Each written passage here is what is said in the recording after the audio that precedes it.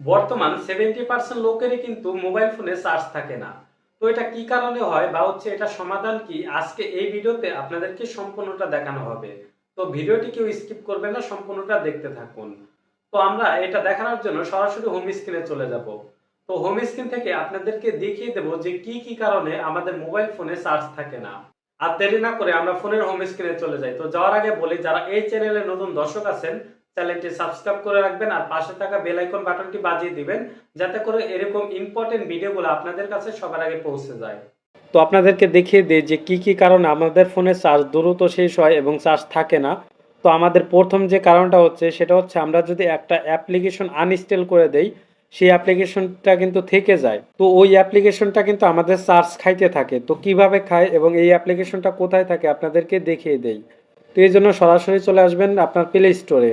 দেন play স্টোরে আসার পরে এইখান থেকে আপনারা যা করবেন, এই যে উপরে যে প্রোফাইলটা আছে, এই যে প্রোফাইল, উপরে এই প্রোফাইলে ক্লিক করে দিবেন।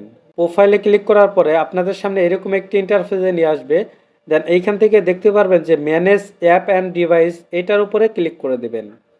এটার উপরে ক্লিক করার পরে এইখান থেকে দেখতে পারবেন যে ম্যানেজ নামে একটি অপশন আছে। দেন এই ম্যানেজের উপরে ক্লিক করবেন। তারপর এইখান থেকে দেখতে পারবেন যে ডিস ডিভাইস, এটার উপরে ক্লিক করে দিবেন। এরপর নিচে দেখতে পারবেন যে নট ইনস্টল, এটার উপরে ক্লিক করে দিবেন।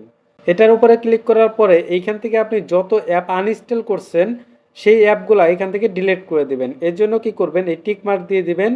টিক মার্ক দিয়ে তারপর যে উপরে যে ডিলিট অপশন থাকবে, এই ডিলিট অপশনে ক্লিক করে দিবেন।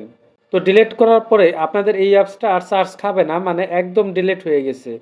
তো যখন এই অ্যাপসটা এইখানে থাকে তখন কিন্তু আপনার ব্যাকগ্রাউন্ডে চার্জটা খেয়ে নেয়। তো এই জন্য আপনার ফোনে চার্জ থাকে না এবং দ্রুত শেষ হয়ে যায়। আর কিছু কিছু কারণ আছে যেগুলো এই যে আপনাদেরকে দেখাই, যে আমরা অনেক সময় কি অটো ব্যাটনেস দিয়ে রাখি এইখানে।